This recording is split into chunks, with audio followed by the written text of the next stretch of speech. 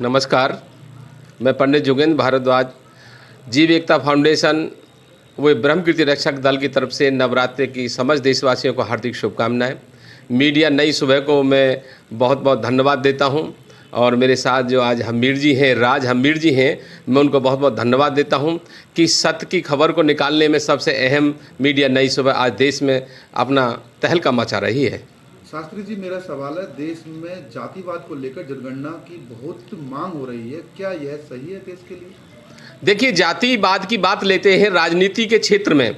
लोकतंत्र में कुछ लोग पार्टियां चाहती हैं कि देश के अंदर जातिगत गणना होनी चाहिए।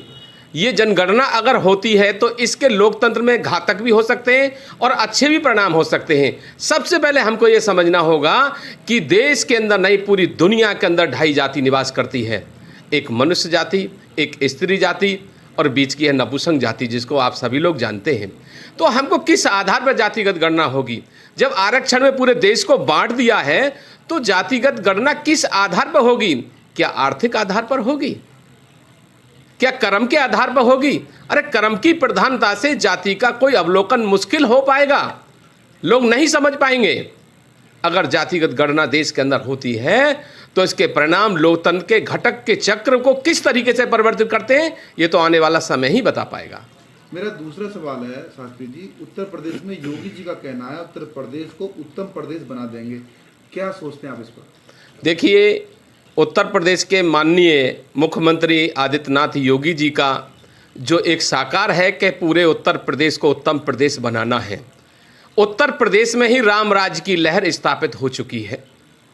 संस्कार और सनातन को आगे बढ़ाते हुए पूरे देश के अंदर कानून व्यवस्था को इस तरीके से मजबूत किया गया है कि कोई भी बाहरी तत्व हमारे प्रदेश के अंदर कोई असामाजिक घटना नहीं कर पाएगा। और योगी जी का शासन हम सभी के लिए अति प्रिय, उत्तम है। और योगी जी, हम चाहते हैं कि योगी जी पूरे उत्तर प्रदेश में, पूरा उत्तर प्रदेश को उत्तम प्रदेश ही बनाएं। सर, हमारे देश में किसान का बहुत बड़ा रोल होता है और प्राकृतिक आपदा से किसान बहुत ज़्यादा परेशान कभी भी हो सकता है। आप देख रहे हैं कि अभी फसल में बारिश हो गई, पकी पकाई फसल में। देखिए, दो चीज़ है, इस पर क्या सोचते हैं आप? मेरा मानना है कि पूरे देश के अंदर मौसम विभाग पर जितना खर्च होता है उससे अधिक अगर संस्कार पर किया जाए, हमारी कर्म कांड पाठशालाओं पर दिया जाए, ज्योतिष विज्ञान को बढ़ावा दिया जाए कि जो कि ज्योतिष विज्ञान सबसे पहले भविष्य की भविष्यवाणियाँ करती है और हमारे पंचांगकर्ता इसमें अति शोधन करते हैं, वो सफल होती हैं।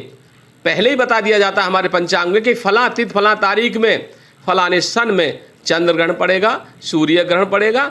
तो ग्रहों के चक्र को जानने के लिए इसमें विशेष शोधन हो, सरकार इसको आगे बढ़ाए, ज्योतिष क्षेत्र को, इस विज्ञान को आगे बढ़ाने में मुहिम चलाए और संस्कार की पाठशालाएं जगह जगह खोली जाएं।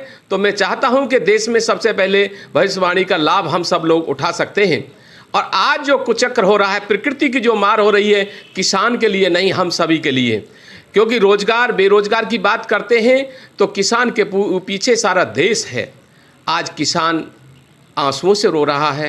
आप देख रहे हैं कि प्रकृति की मार किस तरीके से है। उत्तराखंड में देखा आपने पीछे गत महीनों में किस तरीके से त्रासदी आ रही है, धीरे धीरे भूचाल आ रहा है, पृथ्वी के अंदर भूस्खलन हो रहा है। इसके कारण क्या है?